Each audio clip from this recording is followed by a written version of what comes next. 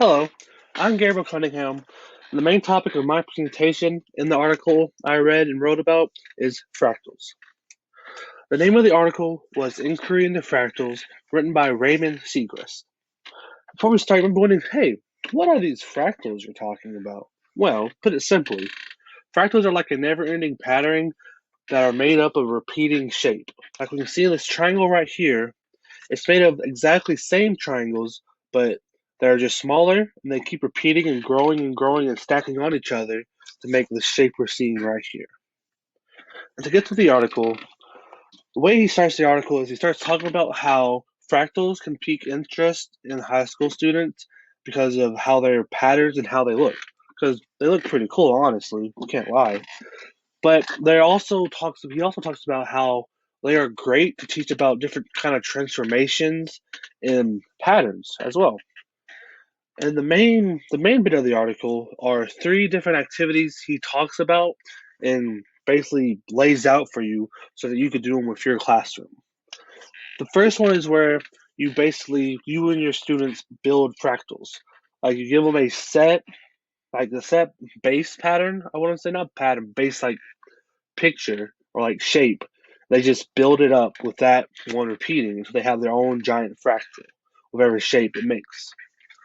And the second one, you just give them the data table, and they got to find the pattern within it to find the fractal pattern.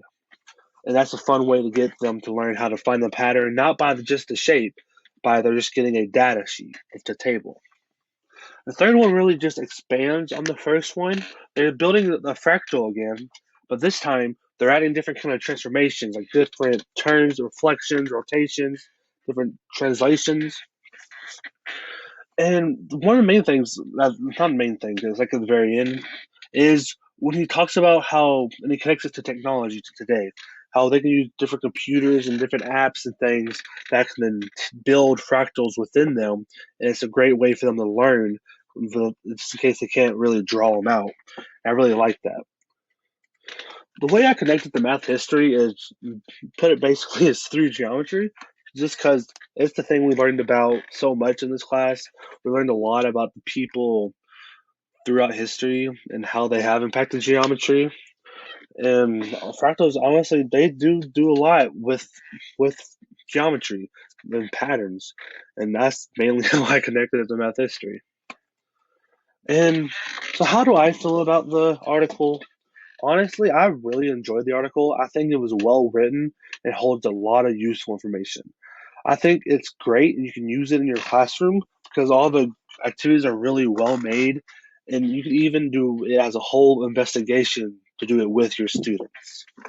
Another thing I really liked about it is how he brought in technology because I don't know when it was, I don't remember off the top of my head when it was written, but it's good to bring it in because we nowadays we're getting more and more technologically, that's I don't know if the right word, but technologically advanced, which that's great. So we can learn how to do it simpler and easier to make the learning and teaching easier about fractals if you can't really draw that well.